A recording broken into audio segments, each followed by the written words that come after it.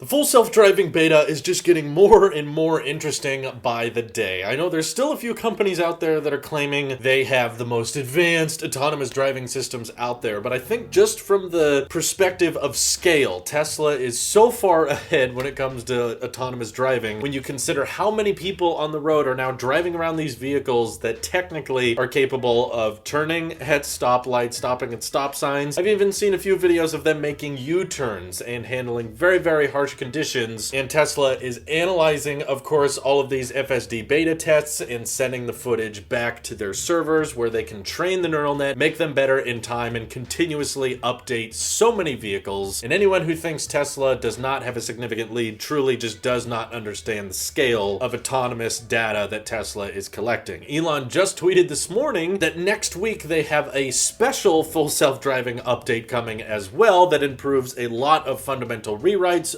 bug fixes, but also entirely new functional features as well, which sounds very promising to me, and this will likely be making its rollout to even more people. And at first, FSD beta was very, very limited. There were only a few people who had it, most of them in California, but now people like Dirty Tesla here are already testing it way out in Michigan, and I've been very interested and excited watching his videos as well because he goes on a lot of off-road situations and has really been pushing the FSD beta to its absolute maximum. And I love some of the UI changes they've also made as well. Some are a bit more controversial, and I know they're probably in beta form, so they might not actually make it to the official release, but essentially, if you weren't aware, they've minimized kind of the space of the GPS navigational software and expanded the viewing area of what the car is actually seeing and visualizing. So all of these colorful little dots and seeing different cars and objects in motion across the road, you have much more room to experience that now, and thankfully it is an option. So if you want, you can go into settings and change it back to the way it used to be, where the car and the visualizations are on that left third of the screen and the GPS navigation will take up the majority. I would love to show you all this myself, but Tesla has sadly not granted me access to this limited full self-driving beta yet, probably because I don't have a Tesla, but that's besides the point. I prefer this UI myself because I'm kind of used to the GPS navigation not taking up that much of the screen anyway. Most of the time I'm using my phone, and using it just the right third of the display as navigation is still enough for me to know, like, okay, I gotta turn here and I can take this exit up here. You still see enough to keep driving, but personally, what the car is visualizing and how it analyzes its environment is far more interesting to me. And whenever I've been in a Tesla, I'm almost always looking to that left third at what can the car see? Does it realize when a person is walking there? Does it see that stoplight? Does it know what color it is? Does it see the road marking? So I always thought, especially if people are testing the full self-driving beta, makes way more sense for that to take up 2/3 of the screen instead of just the GPS, especially when there's people on road trips and driving great distances and you're just on the freeway going straight for miles and miles at a time. I don't need 60% of the display just to be dedicated to keep going, keep going, keep going. But when you are on the freeway, you're interacting with lots of different types of vehicles, and there's different lane markings you have to adjust to, and obstacles that could come in your way, or potentially stoplights if you're on more city streets. And making sure the car is able to register and see all of those, I would say, is much more important. Not to mention, they've redesigned a lot of the autopilot and speed icons alongside the range with this new update, and it kind of reminds me of the Cybertruck UI a little bit, with the park, reverse, neutral, and drive icons being really, really small and off to the side. I like this look, though I'm kind of a futurist. I can kind of easily get used to new design changes. I've seen some people don't like it, but personally, if I had the option to choose one or the other and we could only have one, I would take this UI design and being able to see what the car is visualizing around you over just having the GPS cover up the whole thing. But anywho, full self-driving beta is still really, really new, and I just wanted to take today's video to say I'm so grateful that when Elon was talking about this fundamental 4D autopilot rewrite for so many months and saying, well, it's about to get really interesting and it's about to get big, but we've been hearing so many promises that don't always end up getting delivered, I had some doubts, and I kept the mindset of I'll believe it when I see it, and